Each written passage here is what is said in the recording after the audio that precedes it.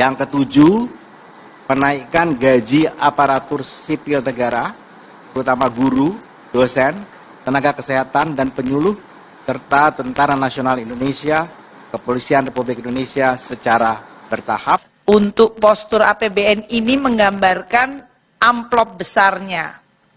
Tapi beberapa spesifik memang mohon maaf belum bisa dispesifikkan karena ada kan nanti memberikan kepada pemerintahan baru mengenai bagaimana nanti format kabinetnya, siapa yang akan in charge untuk program apa. Itu ciri dari transisinya itu tadi. Tapi kami terus berkoordinasi dan berkomunikasi sehingga kalau sampai kemudian sudah ada keputusan politik dan kemudian ada keputusan secara birokratis yaitu badan atau siapa yang akan ditunjuk, kita langsung bisa mendukungnya melalui anggarannya. Itulah yang kita sebut transisi melalui sinkronisasi dan koordinasi. Selamat sore Bapak Ibu Menteri semuanya. Saya Givari dari Kumparan. Ada beberapa pertanyaan nih Pak.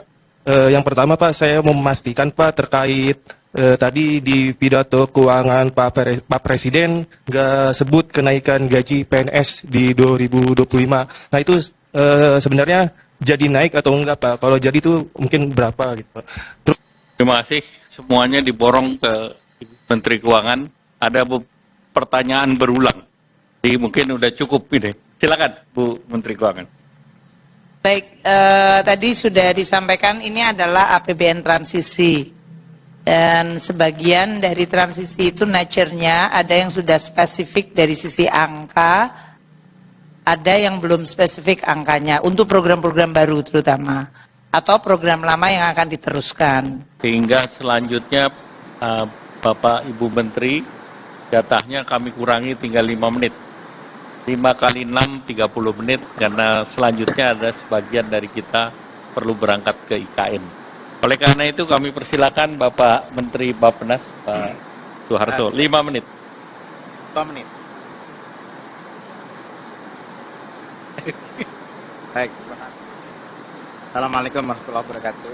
Pertama tadi penduduk Maret 2024 catat 0,68 juta dibandingkan 2020. Dari sisi 0,33.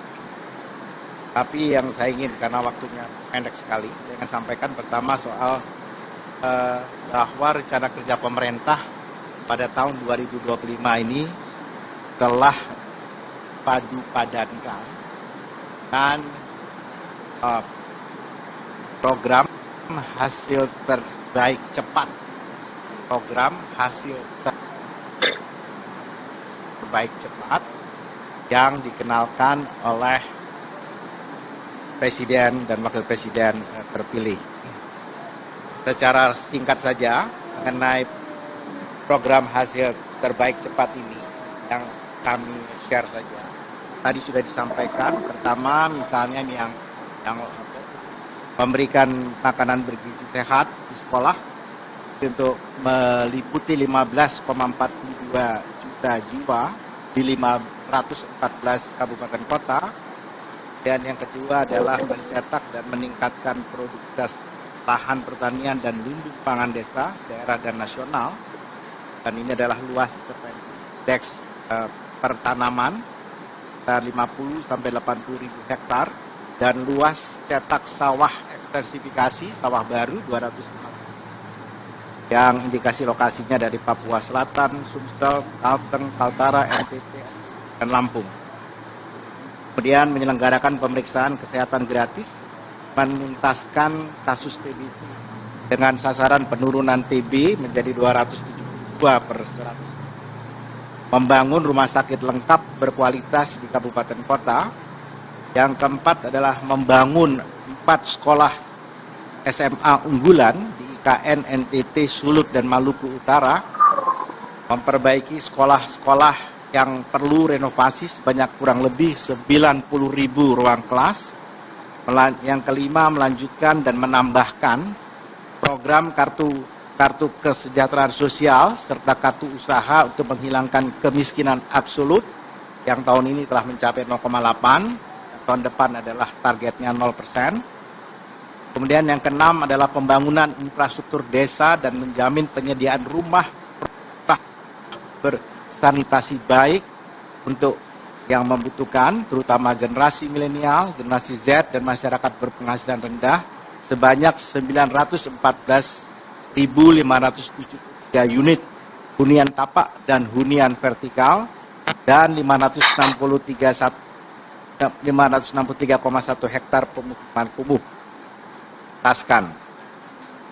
Yang ketujuh, penaikan gaji aparatur sipil negara, terutama guru, dosen, tenaga kesehatan dan penyuluh, serta Tentara Nasional Indonesia, Kepolisian Republik Indonesia secara bertahap, dan yang ke-8 adalah mengoptimalisasikan penerimaan negara. Saya kira secara ringkas itu yang saya ingin sampaikan. Terima kasih. Assalamualaikum warahmatullahi wabarakatuh. Terima kasih Pak Menteri Bappenas, silakan meninggal. Pak.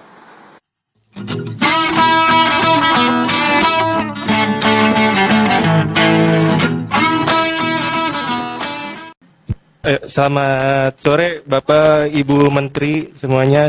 Saya Givari dari Kumparan. Ada beberapa pertanyaan nih Pak. Yang pertama Pak, saya mau memastikan Pak terkait tadi di pidato keuangan Pak Presiden nggak sebut kenaikan gaji PNS di 2025. Nah itu sebenarnya jadi naik atau enggak Pak? Kalau jadi itu mungkin berapa gitu Pak? Terima kasih. Semuanya diborong ke Ibu Menteri Keuangan. Ada pertanyaan berulang. Jadi mungkin udah cukup ini. Silakan Bu Menteri Keuangan. Baik, tadi sudah disampaikan ini adalah APBN transisi. Dan sebagian dari transisi itu nature-nya ada yang sudah spesifik dari sisi angka, ada yang belum spesifik angkanya untuk program-program baru terutama, atau program lama yang akan diteruskan. Gaji PNS Bu, apakah nanti bakal ada kenaikan di tahun 2025? Nanti juga Presiden terpilih akan menyampaikan, ya. Oh, nggak di tanggal 16 Agustus Bu sama Pak Jokowi? Kita nanti akan lihat di dalam APBN dan kesepakatan dari Presiden terpilih dengan Presiden saat ini. Itu ya. Terima kasih semuanya. Yang ketujuh, penaikan gaji aparatur sipil negara, terutama guru, dosen, tenaga kesehatan dan penyuluh, serta Tentara Nasional Indonesia, Kepolisian Republik Indonesia secara bertahap,